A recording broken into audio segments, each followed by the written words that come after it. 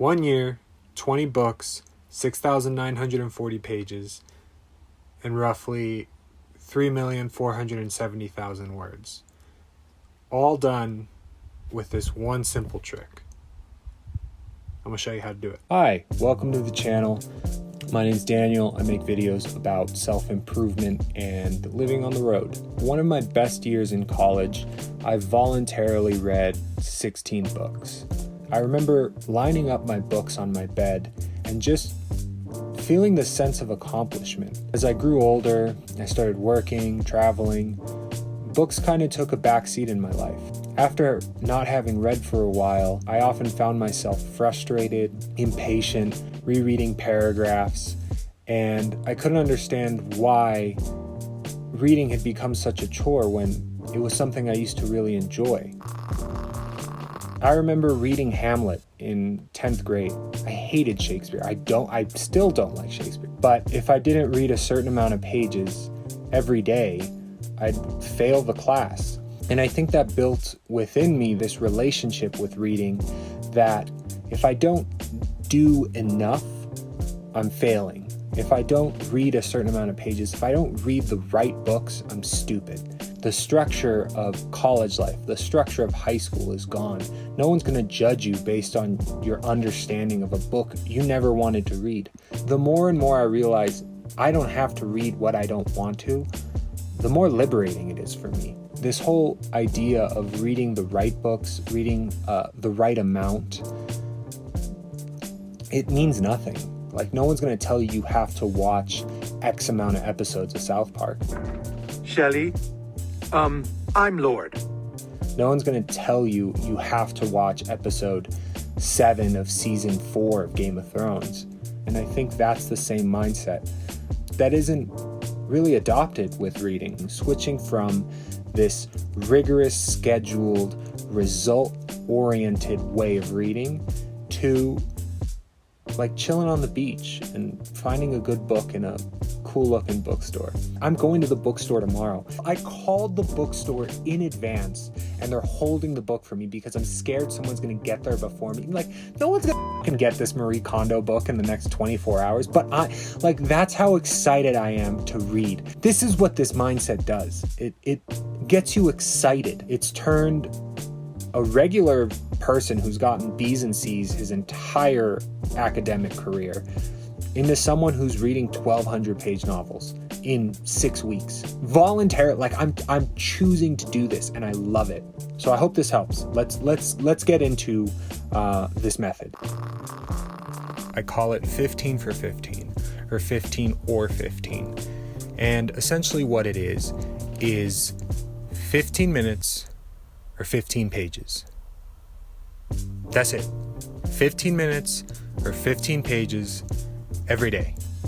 With this method, it just feels like the bar is set so low that anything past 15 minutes is cherries. Like, oh, I tripled my goal today. I've tried 30 minutes a day. I've tried 30 pages. And it's so intimidating and so frustrating when you've read for 30 minutes and you haven't even made a dent in the book, or you're dying to get to page 30 and it for me just felt less enjoyable and it felt like there was a lot more pressure. For me, it's like I tripled my goal. I quintupled, septupled my goal. Like, that's what 15 minutes is. It sets the bar so low, but the joy you get from meeting that goal every day is no less. Arguably, it's better than reaching a 30-minute goal. And it's kept me consistent. And 15 minutes a day, over a week, over a month, over a year, over a lifetime turns into a lot of books. I think it's a very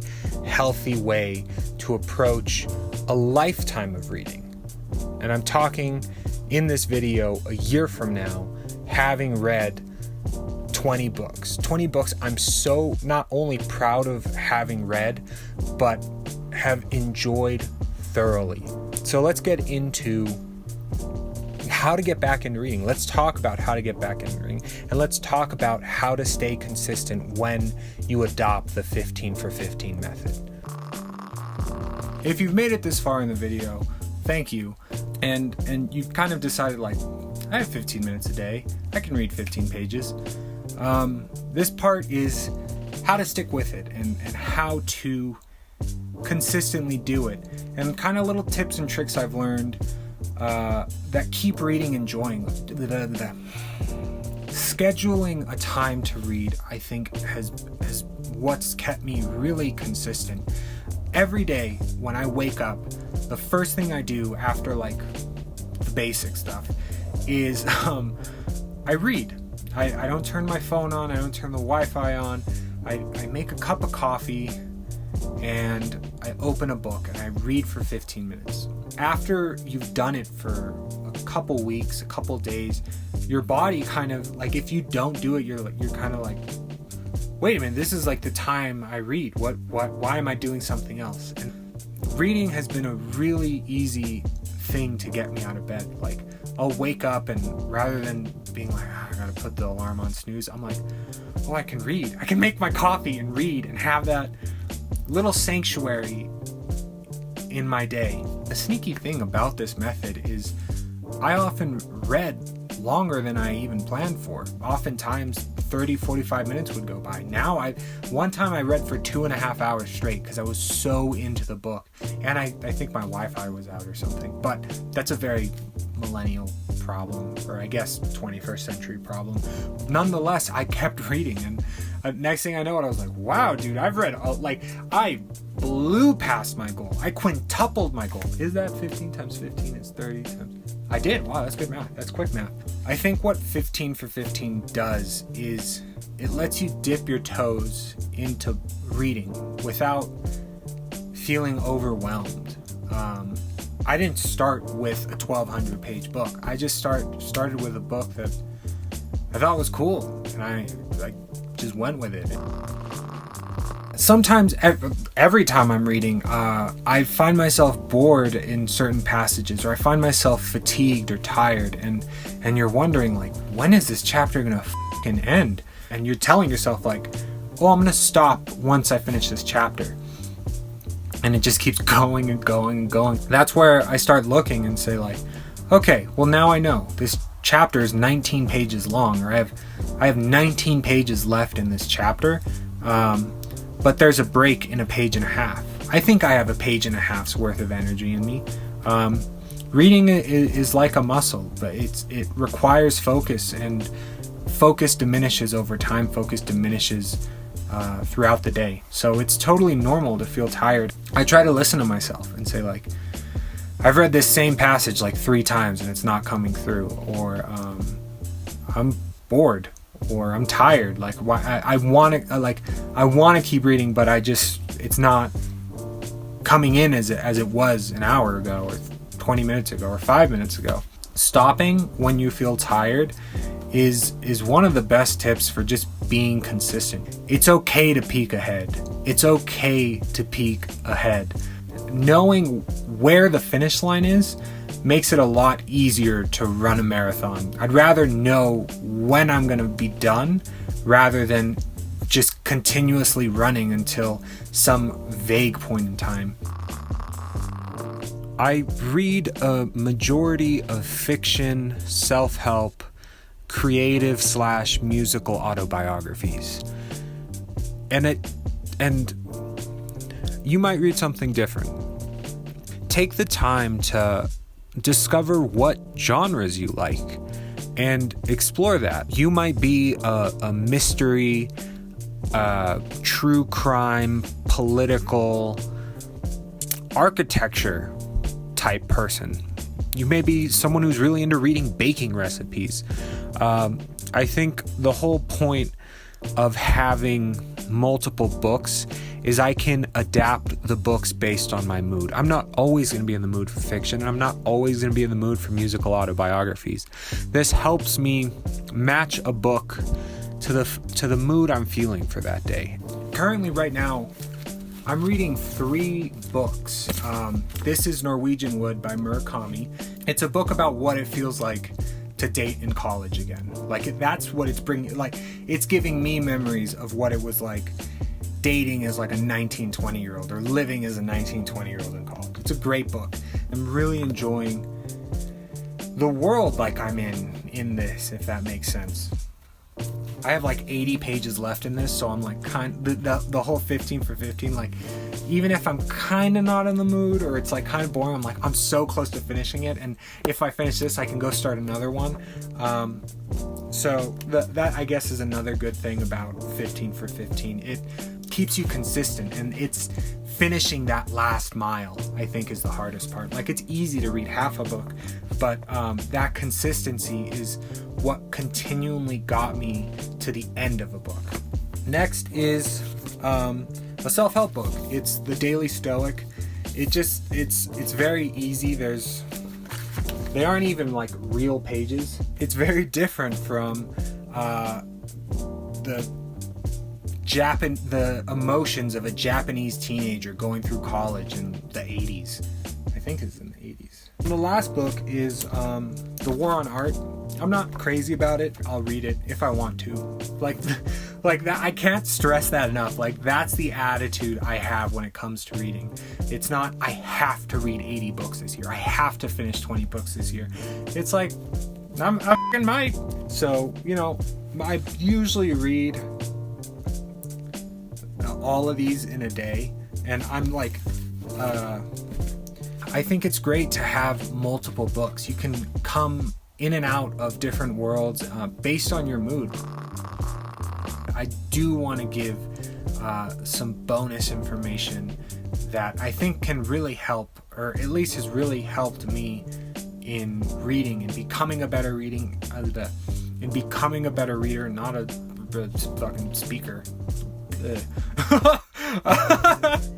But here are some books that have helped me become a better reader. It's these 5 books right here. I'm not recommending these specific books, but they represent something that I think is important. None of these, you don't have to read any of these books, but if you were to read one book, this book is amazing. It's Deep Work by Newport.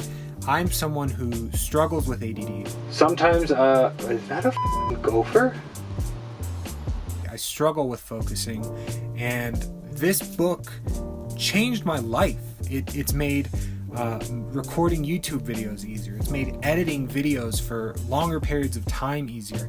This book taught me how to get 12 hours worth of work in 4.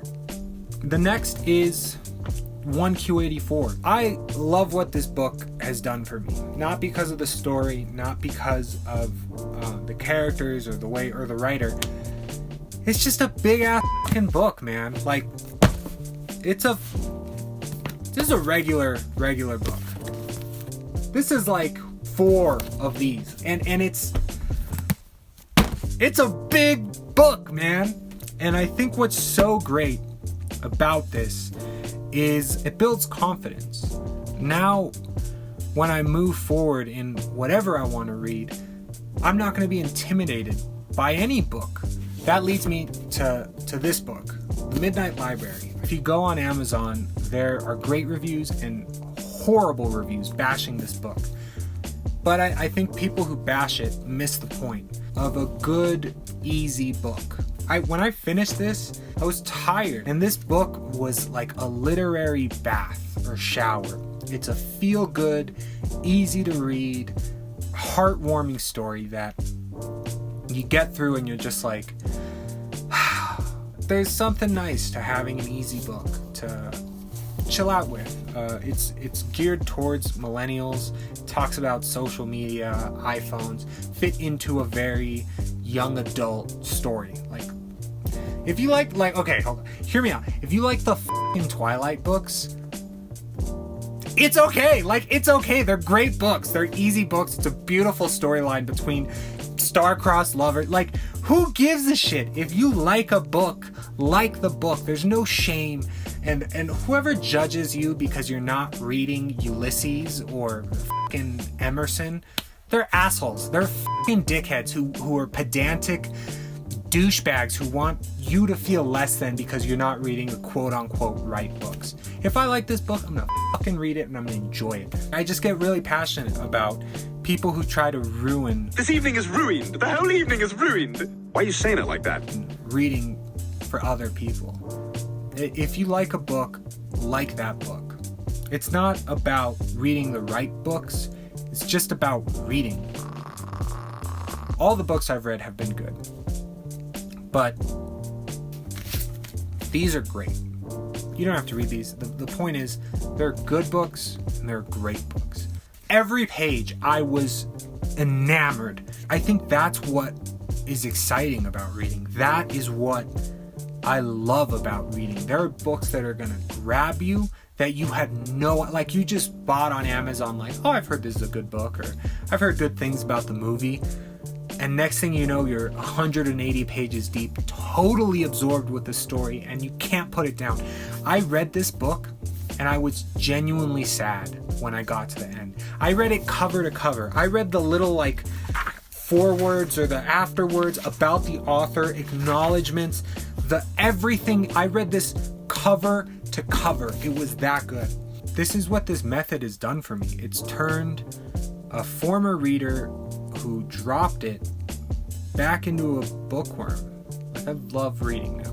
I fucking love reading. It's great, and there'll always be a place for a good Netflix show, but there's something totally different about being wrapped up in a good book. It's awesome. These books have been friends to me. These books have kept me company. It's like, I'm going to check in on what Flea's doing, or I'm going to go talk to Carlos. Like, I know it sounds crazy, but that's how it feels sometimes. Like, I just open it and I'm welcomed in open arms from a person just trying to share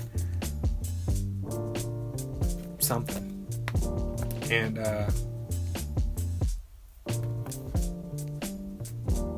yeah, I love reading, and maybe next year I'll read 40.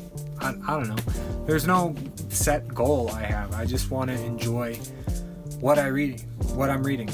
I love the as corny as this sounds, the process of reading, not the goal of having. I do have a goal. Like, I would love a whole bookshelf of books I've read behind me, but I don't know. I'd rather have like 4 or 5 that I absolutely loved, that maybe took a year to read, than 80 or 90 or 120, or say I read a book a day, but I don't get the same joy out of it. I like taking my time. I love the books I have, and I hope maybe this helps you get into reading. I hope you find the magic and wonder and escapism, or whatever it is I get out of reading, or whatever it will be for you. Maybe you read something totally different than I do. Let me know if you have books, if you think you have books I'll like, and see you next Sunday.